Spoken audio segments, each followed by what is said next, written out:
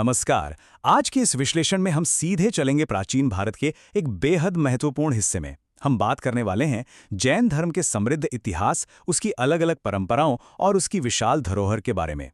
ये कोई आम टॉपिक नहीं है, बल्कि एक ऐसी विचारधारा की कहानी है जिसने सदियों तक हमारे समाज और कला को गहराई से प्रभावित किया। तो बिना देरी किए चलिए शुरू करते हैं।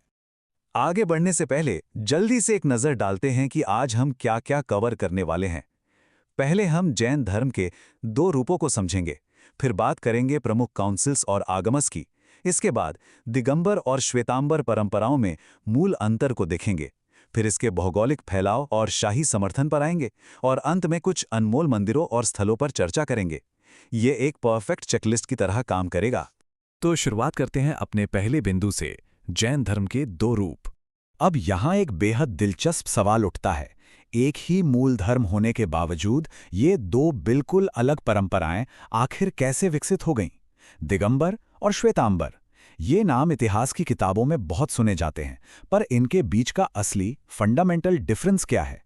इस मिस्ट्री को आगे हम पूरे ऐतिहासिक तथ्यों के साथ डिकोड करेंगे।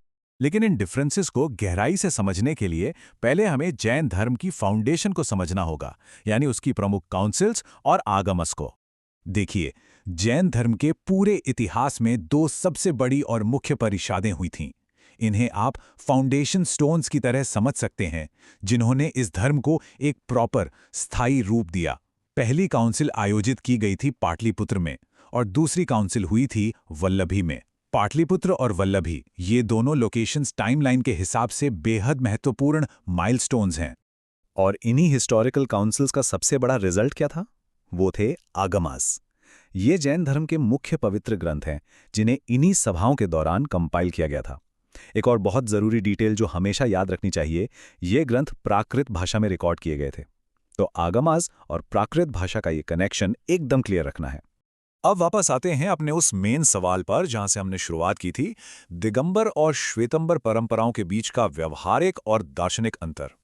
अगर हम इन दोनों विचारधाराओं को एक साथ रखकर देखें तो क्लियर डिफरेंसेस नजर आते हैं। दिगंबर परंपरा एक्सट्रीम रिनाउंसिएशन यानी कठोर त्याग पर बल देती है, इसीलिए इसमें वस्त्र धारण नहीं किए जाते। साथ ही इनके सिद्धांतों के मुताबिक महिलाएं सीधे तौर पर मोक्ष प्राप्त नहीं कर सकती हैं। वहीं दूसरी तरफ है श्वेतंबर परंपरा, जहां लोग सफेद वस्त्र पहनते हैं और उनका ये मानना है कि महिलाएं बिल्कुल मोक्ष प्राप्त कर सकती हैं। एक ही रिलीजियस फ्रेमवर्क के अंदर ये दोनों कितनी अलग फिलॉसफी हैं, है ना?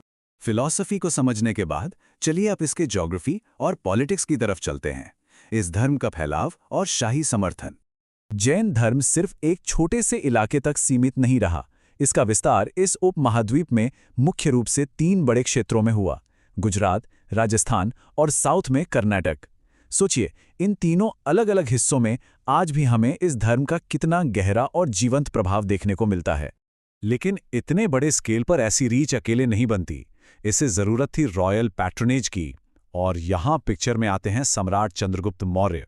एक इतने विशाल और शक्तिशाली साम्राज्य के शासक ने इस धर्म को अपनाया और अपना मैसिव सपोर्ट दिया। एक महान सम्राट का ये हिस्टोरिकल बैकिंग लिटरली एक टर्निंग पॉइंट था, जिसने जैन धर्म के स्प्रेड को एक अलग ही लेवल पर पहुंचा दिया।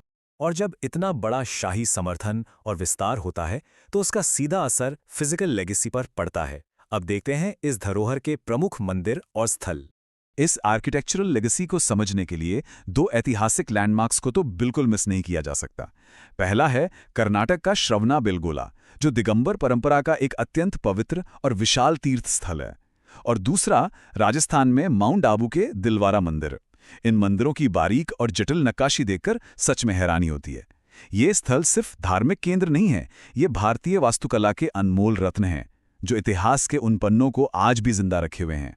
तो इस पूरी डीप डाइव के बाद आखिर में सोचने वाली बात यह है, इन सभी काउंसिल्स, उन पवित्र ग्रंथों, इन अलग अलग संप्रदायों और इतने बड़े भौगोलिक विस्तार ने मिलकर हमारे उपमहाद्वीप के इतिहास को आखिर किस तरह शेप किया। ये सिर्फ एक धार्मिक विश्लेषण नहीं था, बल्कि इस बात का प्रूफ है कि कैसे एक आइडिया सदियों तक राजनीति, समाज और कला की दिशा बदल सकता है। अगर आज के इस एक्सप्लेनर से कुछ नया और दिलचस्प जानने को मिला हो तो इसे लाइक और शेयर जरूर करें, और ऐसी ही हिस्टोरिकल डीप डाइव्स के लिए चैनल को सब्सक्राइब करना ना भूलें। मिलते हैं आपसे अगले विश्लेषण में।